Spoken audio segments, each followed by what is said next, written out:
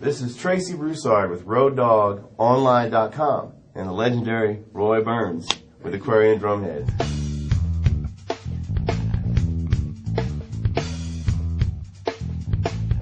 One of the things that's changed a lot is the endorsers. When I was coming up, and I don't mean to sound like an old guy. You're not. But, yeah, I am. But you had to be able to really play, or the drum companies wouldn't talk to you. Mm-hmm. And if you got any kind of a deal, that was very fortunate. There wasn't much free stuff. Nobody got paid. But you had to be able to really play and establish yourself before you were considered. What's happened is the music industry has exploded into all these companies. When I was growing up, there were like 2 or 3 drum companies, 1 cymbal company, 1 drumstick company. And now there's a multitude of companies and everything, just like Aquarian. Mm-hmm. So there are many more companies. Well, everybody needs endorsers. So consequently, more and more guys are getting endorsements than would have, say, 30 or 40 years ago. Right. Because there are that many more companies. The other thing that's happened is the music has changed.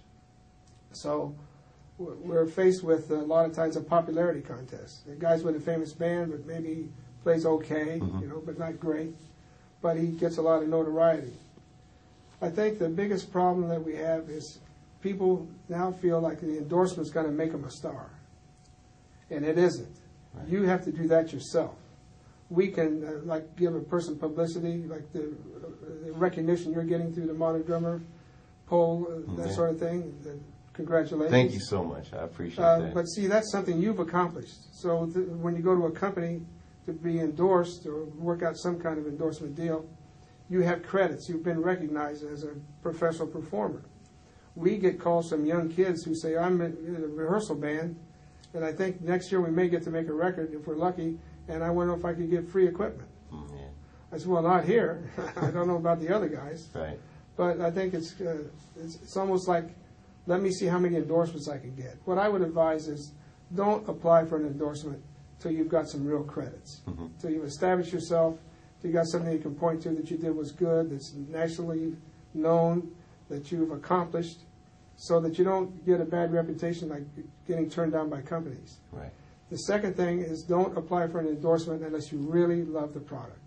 Yes, that's true. If you don't like the product and you just say, well, I'll endorse anything as long as I can get some publicity, that'll come back to hurt you, I think. Mm-hmm. And so if you just think of it like if I had a company and I was going to give a guy an endorsement, what would I expect? Right. Well, I would want him to be credible, mm-hmm. Trustworthy, follow through, loyal. I would like the product, be someone I'd like to work with. So just put it on that basis. What would you like to work with? It's about relationships, too. Sure it is. Mm-hmm. It's like this guy's a genius player, but he's late all the time or drunk on the job. Yeah. He's not going to get rehired. So it's a combination of all those things. Mm-hmm. Well, it's like a badge of honor now, like stripes. I got 6 endorsements, so therefore I'm good. Right. I think the companies want to work with the endorsers, but I think sometimes it gets to be they think it's going to do more for them than it really does. Mm-hmm. You have to do your own playing. We can't play for you. Right. You have to establish your own self as an artist and get to be well known on your own. Then a company can work with you. Yes, that's exactly right. Whenever you were starting Aquarian, did you call Herb Brockstein at all and get some, man, how do you, because, I mean, he started ProMark, Were you around him when he started? I did a clinic in his music store. Oh, okay. When he was just starting with the drumsticks. With Brockstein's Music in Houston, Texas. Yeah, I've known Herb a long time. He told me one thing. He said, just remember, not everybody's going to like your product. He said, if I took a pair of sticks, gave away free, and added $1 to each pair, there'd be someone who didn't like them. Mm-hmm. So, you have to just do your best. And he said, if you make a good product and it's consistent and it's as good or it's a professional level product and you take care of your own business, you should do all right. And I think that was good advice. The other thing he told me, he said, Roy, it's not fair. I said, what's the matter? He said, you can't be a great drummer and a great businessman, too. It's not fair to the rest of us. But Herb's a great player. Oh, well, he did pretty good, as a matter of fact. I remember when I first signed with, well, actually, before I signed with ProMark, I just showed up in Houston. And this really sealed the deal for me when I was at a position to acquire endorsements. Sure. I was just playing in a local band in Louisiana, and I was in Houston. I was like, man, I'm going to go to the ProMark factory just to see if I can get a tour.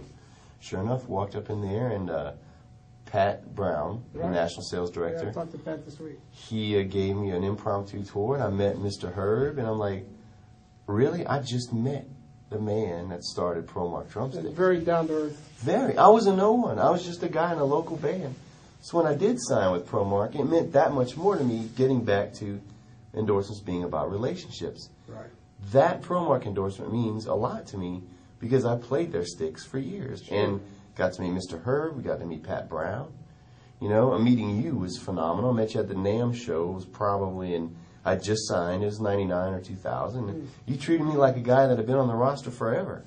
You know, and that means a lot to me. It really does. Well, I think one of the things that hurt the music business is the influx of big corporations with corporate-type guys running companies. And, I mean, they're good. There are a lot of big companies that are very good. I'm not saying they're not. But there's some corporate guys in there that don't seem to have any concept of music or what musicians go through or how hard the job is. It's tough being a musician. It's never been easy. It's not easy today. And I think sometimes they don't appreciate what drummers go through. We try to keep that in mind here. I always think of that young kid playing the drums. Right. That's my what keeps me centered. Because we're dealing in a business where dreams, we're all in this business because of the love of music. Had I spent the same amount of time studying something else, there's a good possibility I could have made more money. Mm-hmm. But by the same token, I wouldn't have had as much fun or had as fulfilling a life experience. Right. Well, thank you, Mr. Roy. I really appreciate your time. Thanks for having me as a guest. No problem, and thanks for making a great product and believing in it and giving us the tools to make our dreams come true. Well, we have a motto here. Our job is to help the drummer play music, not to trick him into buying a product. That's good advice. Thanks. This is Tracy Broussard and Roy Burns with RoadDogOnline.com, and we're done.